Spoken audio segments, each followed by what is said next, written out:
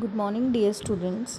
Today we'll be studying about the next subtopics from this chapter, that is synthetic fibers and plastic. Basically, the second part of plastics. So, let's start with our class today. So, our first subtopic would be difference in the structure of thermoplastics and thermosetting plastics. Students, as you have studied yesterday about the two types of plastics that are thermoplastics and thermosetting plastics. So today we will study about what is the difference in the structure of thermoplastics and thermosetting plastics. मतलब जो उनका structure होता है उनमें क्या difference होता है दोनों प्लास्टिक्स के. अब जैसा कि आप देख सकते हैं, the first one is of thermoplastic and the second one is of thermosetting plastics. Now you can see, students, the blue bar represents the thermoplastics and the green bars represents the thermosetting plastic. Or if you are getting confused, you can say as these small blue rectangles are forming the structure of thermoplastics, and of the green color they are forming the structure of the thermosetting plastics. Now as you can see in their structure, thermoplastics are lined up linearly, they are not linked up with one another. अब जैसे कि आप देख रहे होंगे कि एक block के बाद दूसरा ब्लॉक है, दूसरे ब्लॉक के बाद तीसरा ब्लॉक है, तीसरे के बाद चौथा है, उसी तरीके से फिर नेक्स्ट लाइन में जो स्ट्रक्चर है वो वैसे ही कंटिन्यू हुआ है. अब आपने देखा होगा इन जो दो बॉक्सेस के बीच में कोई कनेक्शन नहीं है. मतलब अगर वो स्ट्रेट लाइन में चल रहे हैं तो स्ट्रेट लाइन में ही चलेंगे, जो उनके क्रॉस लिंक्स हैं वो नहीं होंगे. जैसा आप इसमें देख सकते हैं, no cross links in the structure of thermoplastics, जो कि कहते हैं polymer chains in thermoplastics like polythene and PVC, जो मैंने आपको कल पढ़ाया था, which is an example of thermoplastic, are linear having no cross links. इसका मेजर डिफरेंस यही है कि हैविंग नो क्रॉस लिंक्स, इसमें क्रॉस लिंक्स नहीं है, जैसे कि आप थर्मोसेटिंग में जो पढ़ेंगे. Okay students, I hope it is clear to you. Now moving to the next one is thermosetting plastic. Thermosetting plastics में आप देख रहे होंगे कि जो बार्स हैं that are cross linked also by this line, जो ये क्रॉस लिंक्स का एरो जो शो कर रहा है, this is showing that they are cross links. Okay, जो कि आपका थर्मोप्लास्टिक्स में नहीं था. यही डिफरेंस है दोनों के स्ट्रक्चर में, अदरवाइज और कोई डिफरेंस नहीं है. Both the plastics look same. Just the difference is that in thermoplastic there is no cross links, and in thermosetting plastic there are cross links. Okay, now moving ahead. For example, polythene is a thermoplastic having linear polymer chains with no cross linkages, so it becomes soft on heating. अब जैसे कि आपको मैंने पढ़ाया था, if you all remember, polythene and PVC are examples of thermoplastics, and it says कि जो उनके स्ट्रक्चर होते हैं वो लीनियर होते हैं, they have no cross linkages. इसकी वजह से क्या होता है कि वो सॉफ्ट हो जाते हैं जब हीट होते हैं तो. ठीक है. On the other hand, bakelite is thermosetting plastic having long polymer chains connected through cross links. अब आपको मैंने बताया था bakelite and melamine way the examples of thermosetting plastics, जो जैसा कि मैंने आपको कल की क्लास में पढ़ाया था.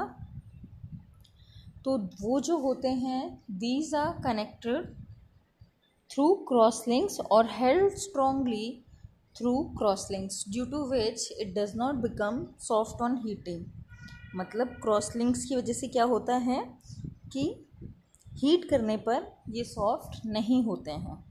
ठीक है. I hope this is clear to you all.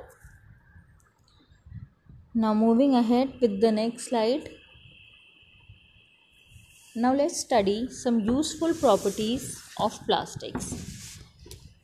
Now, seeing the useful properties of plastics, as students, you all know that plastics have many useful properties which make them materials of choice or for all sorts of uses.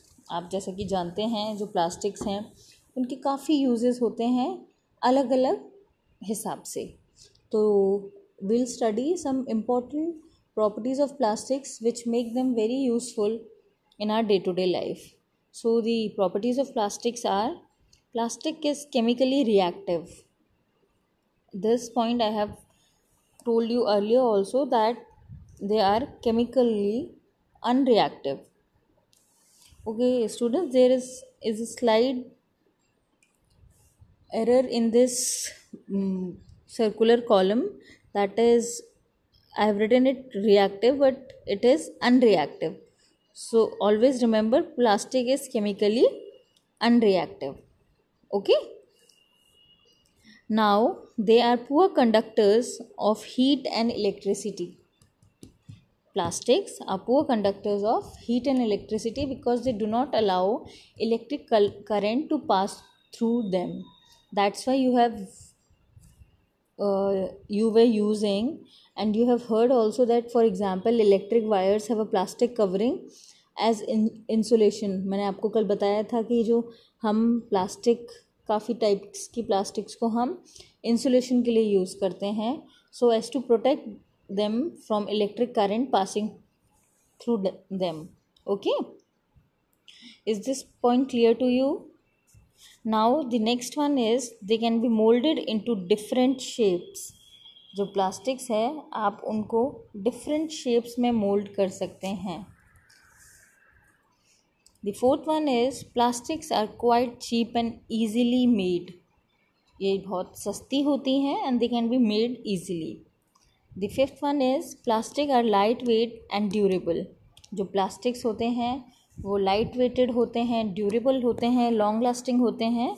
ठीक है, तो always remember this, that they are quite cheap and easily made. So students, I hope this properties of plastics are clear to you all, and remember one thing, there's a slide error in this block, that is, plastic is chemically reactive. It should be plastic is chemically unreactive. यहाँ पे एक error है जो कि मैंने reactive लिख दिया है, लेकिन इट शुड बी.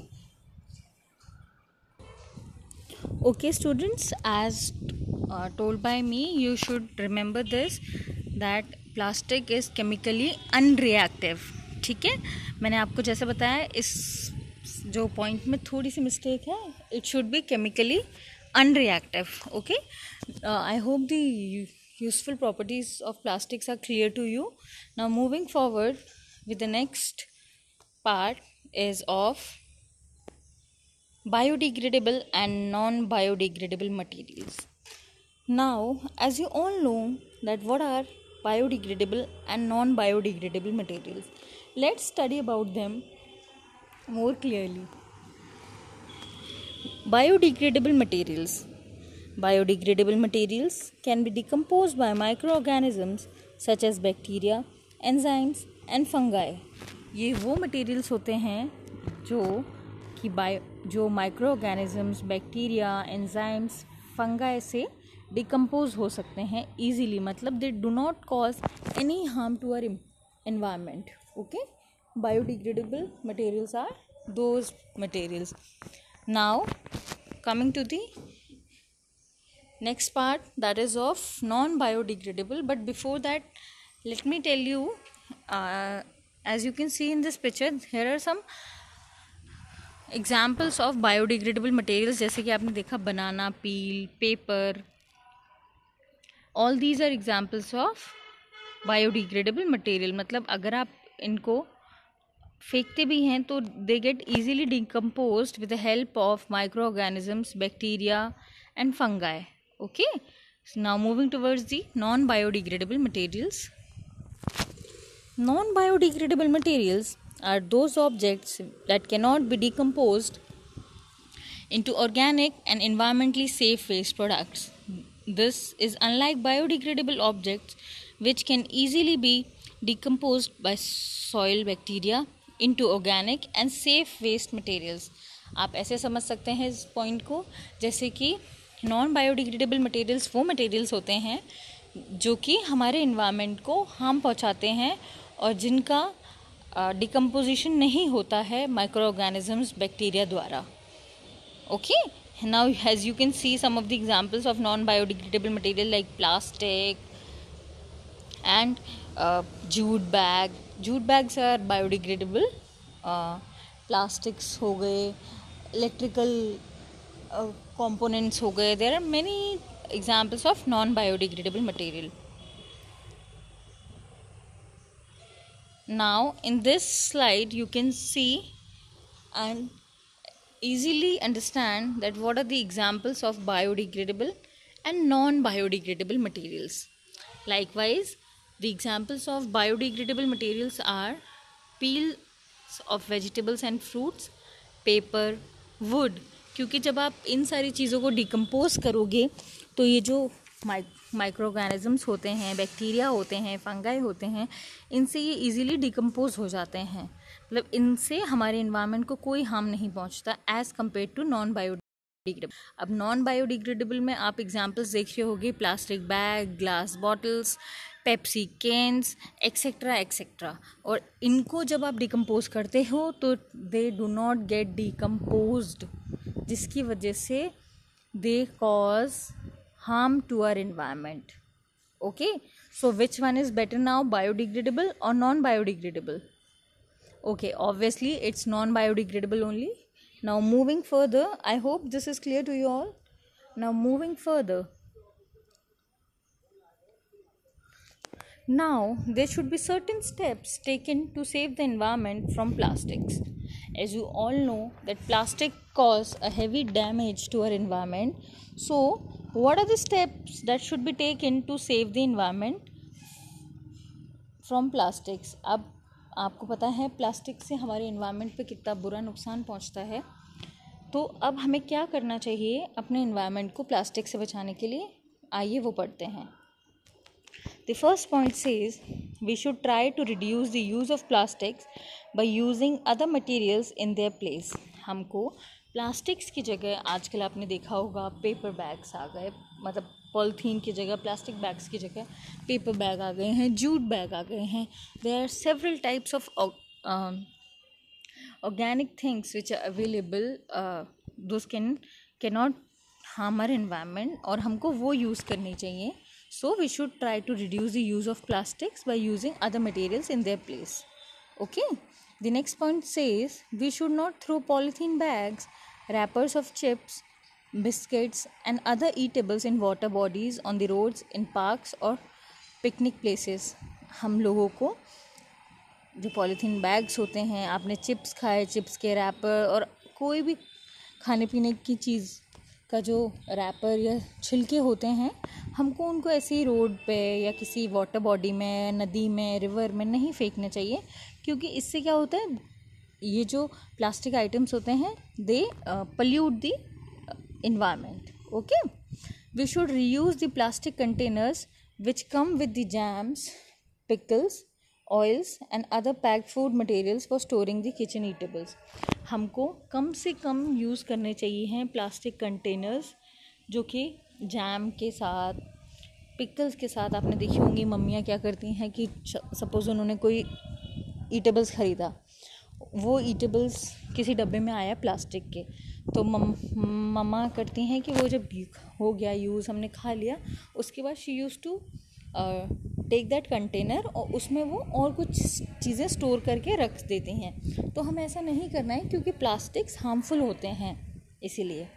ठीक है, I hope this is clear to you that there were certain steps taken to save the environment from plastics.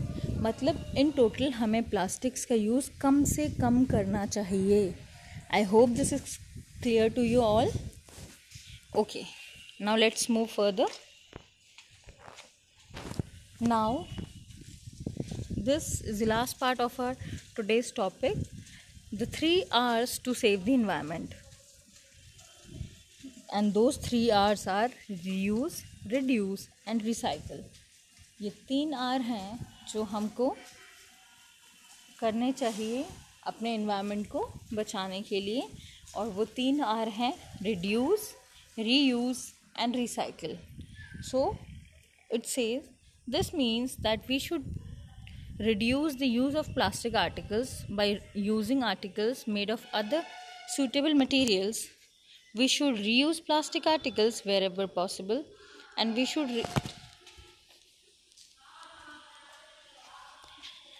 should recycle old and discarded plastic articles if possible. अब जैसा कि बच्चों आपने इस slide में पढ़ा कि हमें ज़्यादा से ज़्यादा पहले तो अपनी प्लास्टिक्स की जो चीज़ें हैं उन्हें इस्तेमाल करना कम कर देना चाहिए, रिड्यूस कर देना चाहिए, और उसके बाद अगर हो सके तो अगर हम उन्हें बार बार रीयूज़ कर सकते हैं तो हमें वो करना चाहिए, और इफ़ पॉसिबल हम अगर रिसाइकिल करके उन्हें यूज़ कर सकते हैं किन्हीं और चीज़ों में तो हमें वो करना चाहिए. तो always remember we should reuse, reduce and recycle the plastics to save the environment from plastics. Okay students, I hope this is clear to you all, and with this we come to the end of our chapter, that is the part which was left, plastics. इसके साथ ही हमारा जो 3rd chapter है वो complete हो जाता है. मैं आप लोगों को इसके क्वेश्चन एंड आंसर्स भेज दूंगी, आप नोट्स कंप्लीट करिएगा, एंड मैं एक असाइनमेंट भी दूंगी, वो कंप्लीट कर लीजिएगा. Okay, thank you students, thank you so much, have a nice day.